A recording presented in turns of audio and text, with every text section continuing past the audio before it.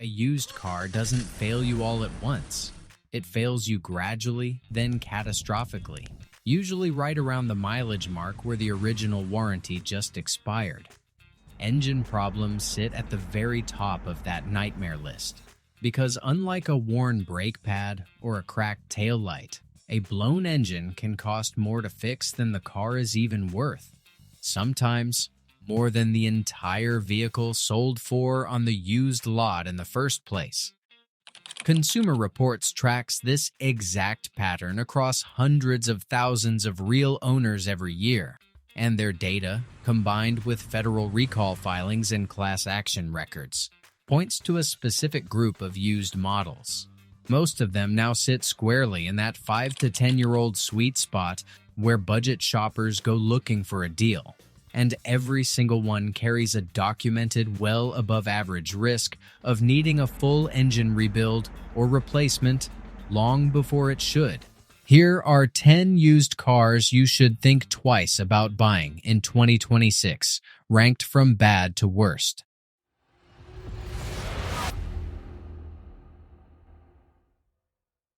Built with Nissan's continuously variable transmission.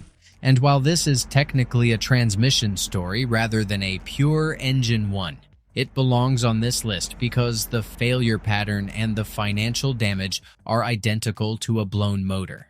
Nissan's CVT failures affect more than 3 million vehicles across these model lines, with owners reporting shuddering, overheating, and complete transmission failure, often well before 100,000 miles. A dead CVT means a full transmission replacement running into the thousands on a car that was marketed specifically as an affordable, no-drama daily driver. If you're used car shopping and cross a Nissan with this transmission off your list purely on price, you're doing exactly what the pattern suggests.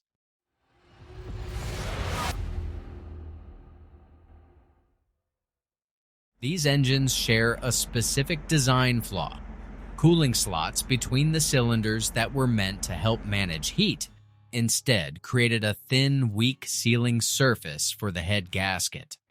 Over time, that surface develops microscopic cracks under thermal stress. Coolant leaks directly into the combustion chambers, and owners see white smoke pouring from the exhaust, along with a rough-running engine long before anyone tells them it's terminal. Ford's own technical service bulletins confirm the fix is often a full engine short block replacement, not a simple gasket swap, meaning parts availability alone can leave an owner without a car for weeks. The pattern was serious and widespread enough to trigger a consolidated class action lawsuit covering these exact models and years, with plaintiffs alleging Ford knew about the coolant intrusion risk and failed to warn buyers before they signed. If a used Escape or Fusion in this window shows any coolant smell or white exhaust smoke on a test drive, walk away because by that point the damage is usually already underway.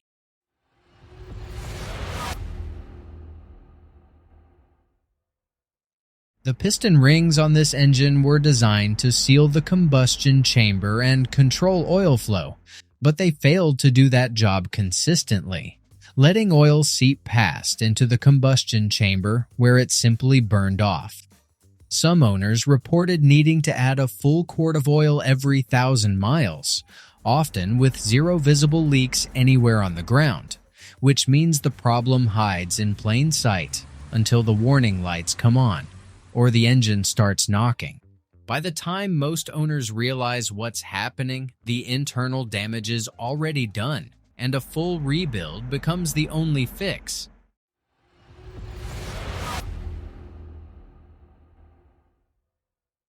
And this one punishes you twice. Once through genuinely poor reliability data, and again through the cost of parts and labor once something breaks. Land Rover's reliability track record hasn't meaningfully improved on this specific model, and even routine repairs on the Evoque tend to run dramatically higher than a comparable mainstream SUV because of the specialized components and dealer-only parts network. A used Evoque might look like an attainable way into a luxury badge, but the ownership math rarely works out in the buyer's favor.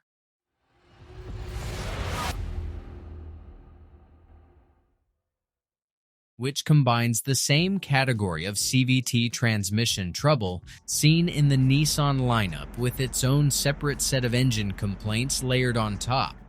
That combination, a weak transmission plus documented engine issues, makes the Outlander one of the least reliable compact SUVs currently sitting on used lots, and Mitsubishi's shrinking dealer network in recent years hasn't made parts or expert service any easier to find when something goes wrong.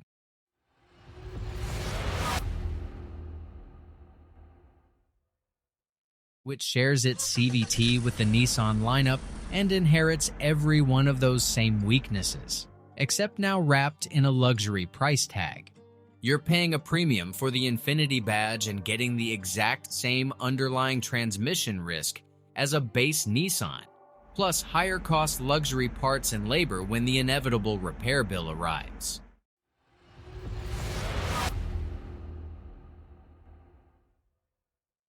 High-pressure fuel pump failures, short-lived ignition coils, and chronic carbon buildup are the well-known headaches, but the real reason this engine earns its spot here is oil consumption severe enough that Audi and parent company Volkswagen had to settle a class action lawsuit covering more than 126,000 vehicles equipped with this exact engine code. One owner's documented account described the car burning through a full quart of oil every 400 miles, a rate that will destroy an engine's internal components if it goes unnoticed for even a few thousand miles.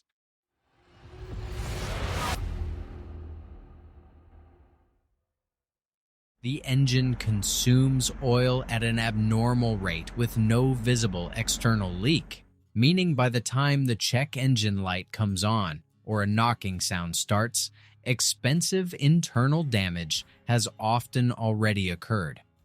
Subaru has a fiercely loyal following, and dealerships have covered some of these repairs under extended warranty programs.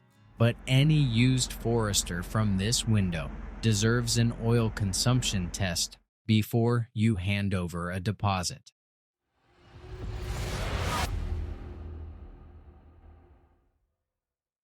And this is one of the largest, most expensive reliability failures in modern automotive history, not a small isolated recall.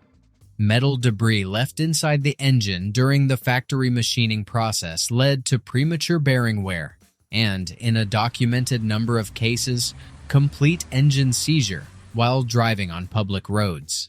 The scale of the fallout was staggering enough that Hyundai reached an agreement with federal regulators to pay a $54 million civil penalty, with total related costs and fines climbing toward $140 million, specifically over how the company handled and communicated the recall process itself, not just the underlying defect.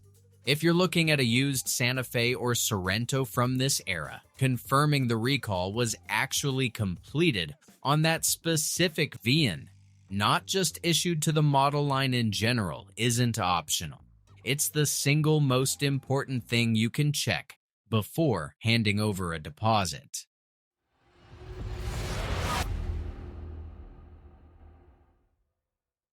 And it earns the top spot for the sheer severity of what happened in the real world, not just for a low reliability score on paper. Over 1/3 of all reported problems on this model were engine-related, and roughly half of affected owners ended up needing a full engine replacement rather than a repair. Some accounts describe the engine stalling or losing power entirely on busy highways and city streets, with zero warning beforehand. And in the most serious documented cases, the engine caught fire outright, causing damage to the front end of the car, and, in some instances, spreading further. Federal safety data tied to these blown engines recorded 8 crashes, 44 fires, and 13 injuries before regulators finally forced a recall. Consumer Reports gave this exact model year its lowest possible reliability score across the board and named it, on the record, the single most likely vehicle they had ever tracked to require an engine rebuild or full replacement. Step back and look at what actually connects every model on this list, because it isn't randomness. It's two repeating root causes showing up across nearly every major manufacturer.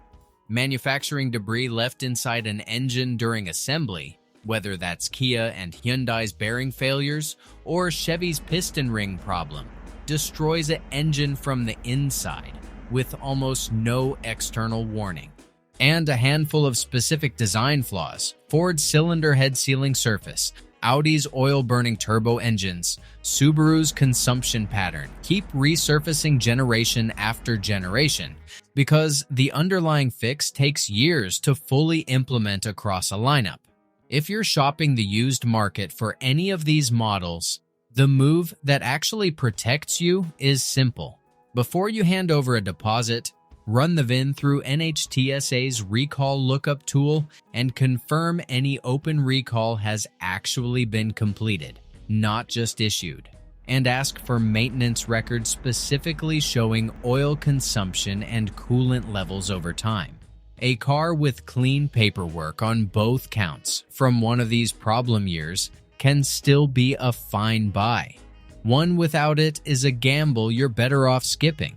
If this breakdown helped you avoid an expensive used car mistake, hit that like button so more shoppers see it before they buy, subscribe, and turn on notifications, because next, we're covering the used engines that actually go the distance. And drop a comment with what you're currently shopping for, because there's a good chance this list has something to say about it.